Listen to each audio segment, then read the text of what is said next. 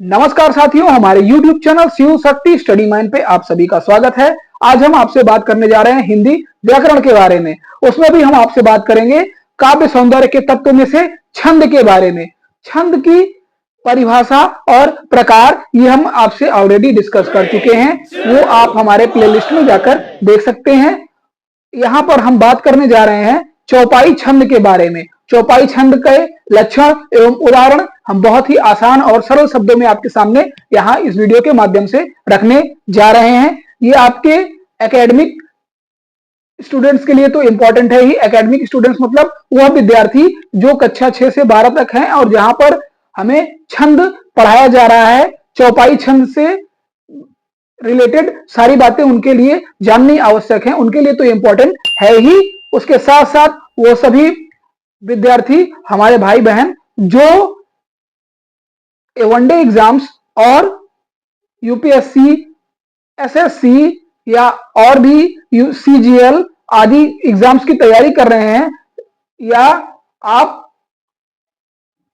Mastery यानी teachers exams के लिए तैयारी कर रहे हैं, उन सभी के लिए जहां पर हिंदी व्याकरण से संबंधित क्वेश्चन आते हैं उनके लिए ये बहुत ही इंपॉर्टेंट है। आज हम आपको बहुत ही सरल और आसान भाषा में एक सरल उदाहरण के साथ समझाएंगे कि चौपाई छंद है क्या, कैसे इसको हम समझेंगे, कैसे पहचानेंगे, और अगर लिखने को आ जाए तो हमें क्या लिखना है, कैसे मात्राएं पहचानी जाती हैं और किस मात्रा पर कितना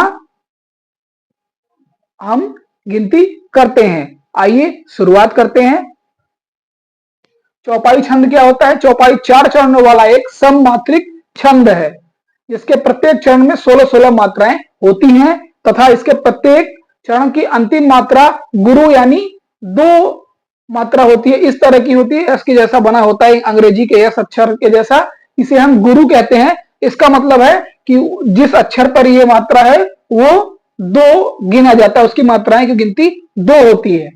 प्रत्येक चरण के अंत में जगड़ यानी 2 लघु और 1 गुरु, ये लघु है यानी 1 मात्रा वाला और ये गुरु है यानी 2 मात्रा वाला। तो प्रत्येक चरण के अंत में जगड़ यानी 2 लघु के बाद 1 गुरु नहीं होना चाहिए और तगड़ यानी 1 गुरु के बाद 2 लघु नहीं होने चाहिए। हम पहले ही जान चुके हैं कि चौपाई के अंतिम चरण की जो मात्रा होती है वो हमेशा गुरु यानी 2 मात्रा वाला होगा।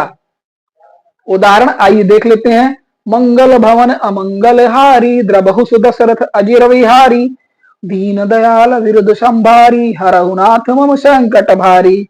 अब हम मात्राओं की गिनती कर लेते हैं। प्रत्येक मात्राएं कौन कौन सी?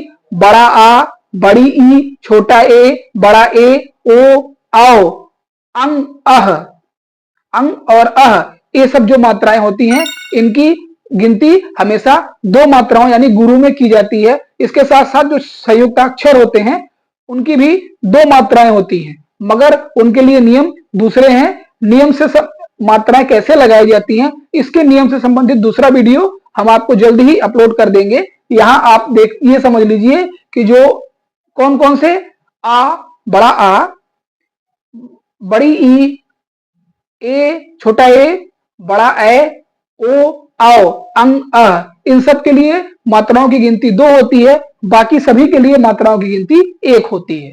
ठीक है, आइए गिन लेते हैं। मंगल, यहां अंग की मात्रा है तो ये 2, 1, 1, 1, 1, 1, 1, यहां पर अंग की मात्रा है तो 2, यहां पर सिंगल है 1, 1, यहां 2, यहां 2। देख लीजिए अंत में क्या आया है? गुरु आया है, उससे पहले भी गुरु है, लघु नहीं है।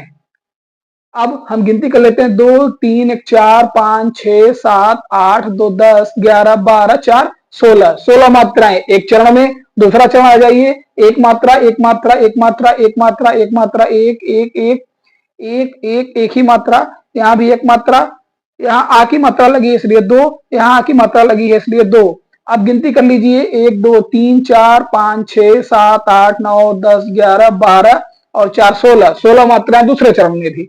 तीसरा चरण 2, 1, 1, 2, 1, 1, 1, 1, यहां पर अंक की मात्रा है इसलिए 2, यहां पर 2, यहां पर 2। गिनती कर लीजिए, 2, 1, 3, 1, 4, 2, 6, 1, 7, 8, 9, 10, 2, 12, 2, 14, 2, 16। तीसरे चरण में भी कितनी मात्राएं हुई? 16 हुई। इसी तरह से चौथे चरण में 1 2 1 1 1, यहाँ पर आ की मात्रा 2 1 1 1, यहाँ पे अंक की मात्रा 2 1 1, यहाँ पर आ की मात्रा, यहाँ पर बड़ी की मात्रा, तो ये दोनों 2। गिनती कर लीजिए, 1 2 3 2 5 6 7 8 2 10 11 12 4 16, कितनी हो गई? 16 मात्राएं। 4 चरण, प्रत्येक चरण की मात्राएं 16 16 हमने यहाँ पर गिनती कर ली है। तो इसलिए यह क्या है? चौपाई छंद का उदाहरण है। ऐसे ही जब आपको उदाहरण दिए रहे तो उसमें मात्राएं लगाकर गिनती कर लीजिए। अगर वो 16 16 मात्राएं प्रत्येक चरण में है तो वह चौपाई छंद का उदाहरण है, अन्यथा वो दूसरा छंद होगा। उसके बारे में हम दूसरे वीडियोस में बात करेंगे। और जो छंद के प्रकार हैं, जो आपके एग्जाम्पल्स हम देखेंगे चौपाई छंद के, और एग्जाम्पल्स जब हम आपके बोर्ड एग्जाम के नजदीक आएंगे तो क्लास 10th और 12th में जो भी आपके चौपाई छंद से या छंद से रिलेटेड जितने भी आपके टॉपिक हैं, चौपाई छंद से जितने भी एग्जाम्पल्स हैं इंपॉर्टेंट, वो सारे के सारे आपसे डिस्कस कर दिए जाएंगे। और गारंटी होगी कि इसी के बीच में से आपका उदाहरण आपको अगर चौपाई छंद आता है तो वही आएगा। कुछ ज्ञान की बातें इसके अलावा, और गोस्वामी तुलसीदास जी ने जो रामचरितमानस लिखी है, जहां से ये चौपाई ली गई है, उसमें उन्होंने करीब 4000 से ज्यादा चौपाइयां लिखी हैं। आप किसी भी चौपाई को कंठस्थ करके उस पर यह मात्राएं प्रैक्टिस कर सकते हैं बहुत ही आसानी से, जैसे हमने यहाँ आपको बताया कि किसके लिए कितनी मात्राएं ली जाती हैं।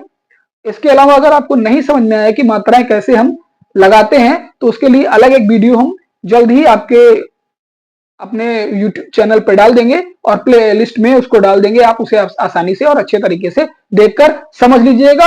हमारी भाषा हमेशा सरल और सहज रहती है। कारण ये है जिससे आप आसानी से और अच्छे तरीके से सभी को समझ में आ जाए, हमारे सभी साथियों को अच्छे से आसानी से समझ में आए, इसीलिए हम सरल और सहज भाषा का प्रयोग अपने वीडियोज में करते हैं। साथ ही साथ आपको यह भी बताना चाहूंगा कि जो गोस्वामी तुलसीदास जी द्वारा हनुमान चालीसा लिखी गई है, उसमें भी चौपाई छंद के उदाहरण आप ले सकते हैं। उसमें कुल 40 चौपाइयां लिखी हुई हैं जो हमारे जीवन जीने के क्रम में है। जैसे जैसे हमारा जीवन चलता है उसी प्रकार से हनुमान चालीसा का क्रम है। अगर हम उसे कंठस्थ करके और उसे अच्छे से समझकर अपने जीवन में उतार लेंगे तो हम बहुत ही अच्छे जीवन को जीने में सफल होंगे।